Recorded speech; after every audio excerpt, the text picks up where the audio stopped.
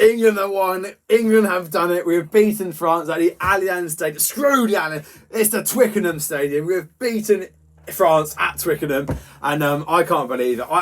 I could see it coming, like potentially happening, but I still didn't really deep down believe 100%. I just thought France would have too much firepower. But we've done it. And I'm going to start the England positives first because there's a lot to get into from both sides. But I just want to start off with this one man, Finn Smith. Finn Smith. I've been calling out. I've not done YouTube, but on TikTok and stuff, I've been calling out for Finn Smith to at least get game time with Japan and against some other teams. And I've been annoyed at Borthwick for not playing Finn Smith and getting him some experience. But holy shit, he has just turned up against France at home in the biggest game of his career.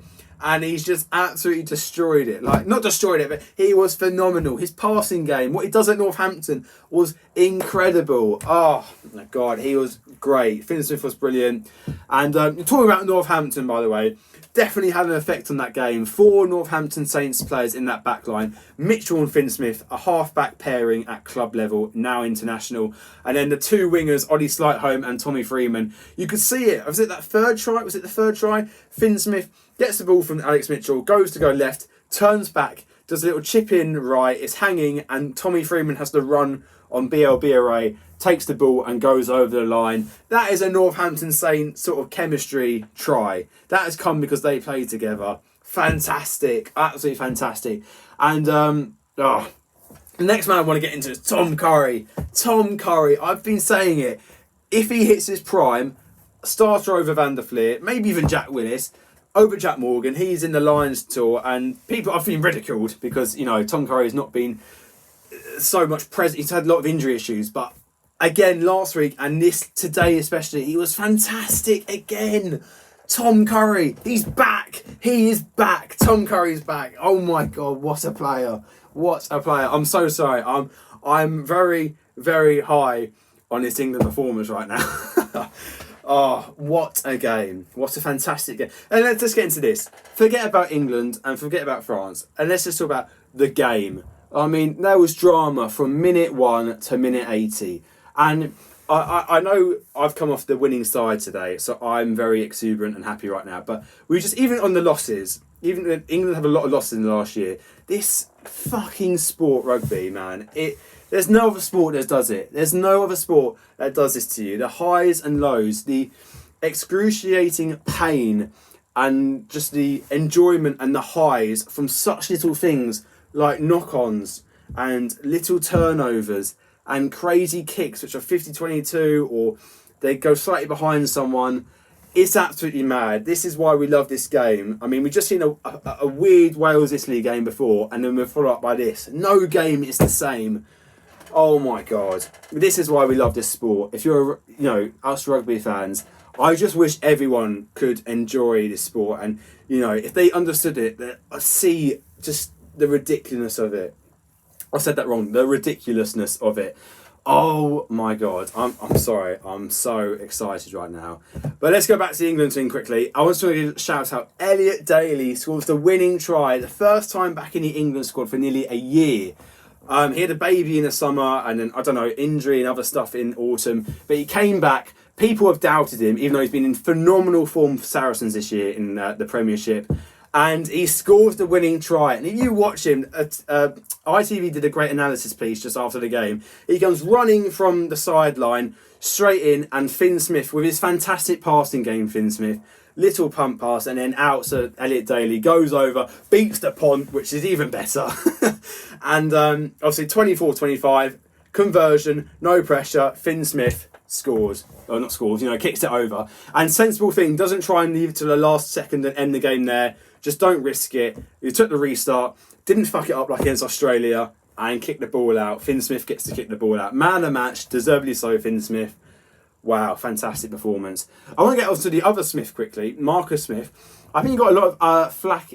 I was doing a TikTok live, and I mean, I thought he was decent. I actually thought he was decent. He didn't cost any tries, I don't think. I think he was mostly quite good defensively. And I thought if we did all right running it back, I maybe could have done a few things differently in the 22 and just around the park. But overall, considering he's out of position, I think he did a pretty good job. And probably better than Freddie Stewart would have done in that in particular game. And I just want to go, it's basically, I think England were fortunate in ways, but at the same time, the whole team did a phenomenal effort. Itoje, both the props, Will Stewart and what's the other one? Again, starting, Baxter getting a try, such a young prop as well, going up against Antonio. Callum Dickey was brilliant, Jamie George off the bench. The whole team, everyone. Ollie Lawrence getting that first try, everyone. It was a great England performance, and we needed this as England fans. We really did, because we've had 60-minute performances and 45-minute performances and 75-minute performances, and we nearly had another one, but we got over the line, and that's what matters. And a lot of it is due to Finn Smith. Marcus Smith having a couple of dodgy conversions. I'm glad they switched him to Finn Smith. And I know Marcus Smith has been the kicker, but I just feel like Finn Smith is better. And I watched Premiership, and I'm sure the stats say Marcus is better this year, because Finn Smith has been a bit off it in the 2024-25 season, but when it comes to the big moments, I do think Finn Smith is a better kicker, and he strikes the ball nicer. And I want to get into the French, though. They have blown this, kind of, and it's not a criticism on them. I'm just saying they knocked on 3 or 4 times in the English 22, got nearly 5-10 metres away. Guaranteed tries. Dupont dropped one, Penaud dropped one, I think maybe 2. I think Ramos messed one up.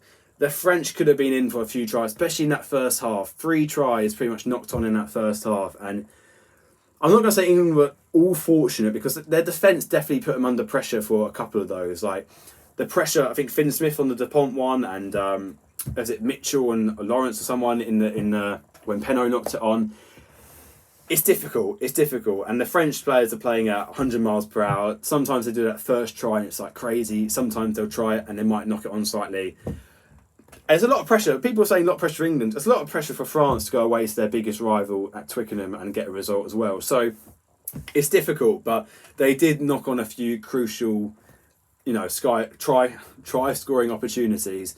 Penaud and Bielbiareda, I thought they were both fantastic. I mean, most of the game they were such a threat. Whereas Ramos, I thought was actually pretty poor. I know he missed a kick or two, but even in general play, he was knocking it on strangely, not kicking as well as he usually would. Whereas Penaud and Bielbiareda, by far the 2 biggest threats for France. Absolutely crazy. The kicking game, I mean, it was really confusing. Like, France kept going long, which is fine. This is what they usually do, but we were so ready for that. Marcus Smith was ready for that. That's why he's there. Marcus Smith is not as good as contesting in the air. He's decent, but he's not Freddie Stewart.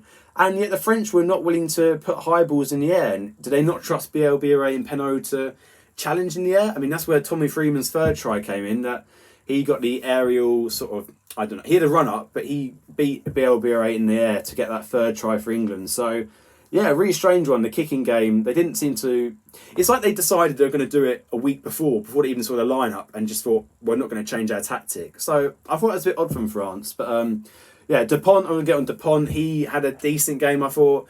You got to talk about Dupont because Dupont, but I thought he had a decent game. A lot of people giving him criticism. I think he was mostly good. Not his fantastic world class stuff, but he still had quite a good impact, I thought. So I just wanted to address that. And yeah, I feel like the French forwards, a lot of them didn't show up. Aldrit wasn't doing all that. Boudehon hasn't really done that much last week or this week. Yeah, I thought Mayafu did some big carries. Mayafu played quite well. Antonio has nice hands as usual.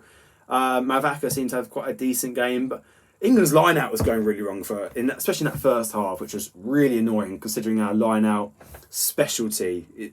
Pretty much Itoje and George Martin are line-out specialists, and that was a bit annoying. But yeah, overall, let's get into the overall game. It was just fantastic. Even if you're a fan doesn't want to see England win, it was a spectacle. I loved it. I absolutely loved it. And we needed that at Twickenham. We needed a good home England win. You probably, unless you're English, you're hating this video because there's just 9 minutes of me rambling on about England winning and stuff. But I've got to cherish this because we've been really, over the last 4 years as England fans, we've not had it great. Which is, I'm not saying, Welsh and Italian fans and all that will say, what about us? But we really needed that. A big win. And to also fucking it up in the 75th minute and then still managing to come back again. I'm just really happy. And yeah, This will probably go out before Scotland. What's it called? Sorry, Wales, Italy. I've done a review for that already. I just haven't put it out yet. But yeah, if you have made it somehow to over 10 minutes in this video, I'm really appreciating you listening to all my tipsy and very exuberant rabble right now. Oh God, that was really posh where I said that. But I'm trying to be more articulate. But oh my God, that was fucking bonkers. Thank you for getting this far. If you are this far, please drop a subscription. That sounds weird. Subscribe, like it if you want, like it if you don't like seeing England win. Like it either way. I'm going to try and do more content, which is not just Six Nations stuff, but also lots of general rugby stuff from across the world. And yeah, thank you guys if you watched this far. I've loved this. I've loved this game. And we love this sport. That's what we all love. As rugby fans, this sport is the best fucking sport in the world. It's incredible. Thank you for watching, and I'll see you in the next one.